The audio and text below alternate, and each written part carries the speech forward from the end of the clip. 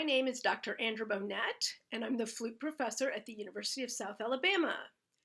You just watched the video of my performance of this etude, and in a moment I'm going to put the music up on the screen, and I'll talk through it with you to help in your preparation for your All-State audition.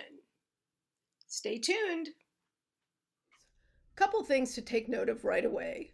The tempo that they offer, which is quarter note equals 72, is perfectly fine for this. It's quite easy to play at that tempo, both from a control of the fingers and also control of the breath. The phrases are not too long. In fact, the whole work divides itself nicely into four-bar phrases. Here's one, here's one, here's one, and finally the last one. If you feel a little bit of air deficit, you can snatch some tiny breaths and these little 16th note rests to get ready for the big finish. Because from a dynamic standpoint, everything's quiet, except for a little mezzo forte here and finally forte at the very last phrase. Really though, because this is a lyrical etude, I wouldn't worry too much about huge dynamic contrast. Instead, just make it beautiful. So as far as that goes, a couple other things to take care of. First of all, you have this rhythm a lot where you have the eighth note with a dot on the top, a staccato mark, followed by a quarter note with an accent, this syncopation.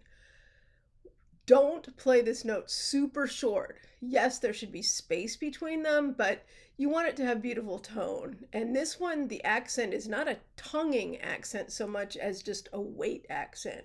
So this figure, every time you have it, should be like bum ba, bum ba, and you have that several times during the course of the exercise. Final thing, at the very end, you both here at the end of both lines, you have a tiny little quarter note slurred into a half note, and this little one, which refers to a footnote somewhere else in the book. But what this is an appoggiatura. It's a type of ornament, but it happens on the beat. And in the case of this one, it lasts a whole quarter note. So instead of this tiny F and a big fat half note E, you're actually going to play two quarter notes, a quarter note F slurred into a quarter note E.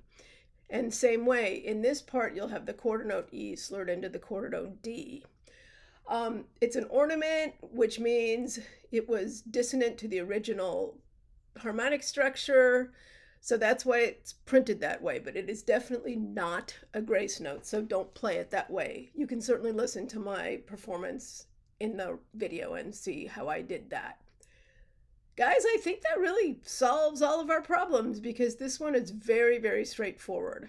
So enjoy playing it, and if you have a friend who can play the other part with you just for fun, that would be awesome because it's a beautiful little duet. Thank you so much for watching and listening. I hope this performance has been helpful to you in preparing for your audition.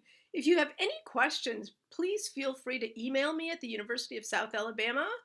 I'd be happy to help you. Good luck on your audition.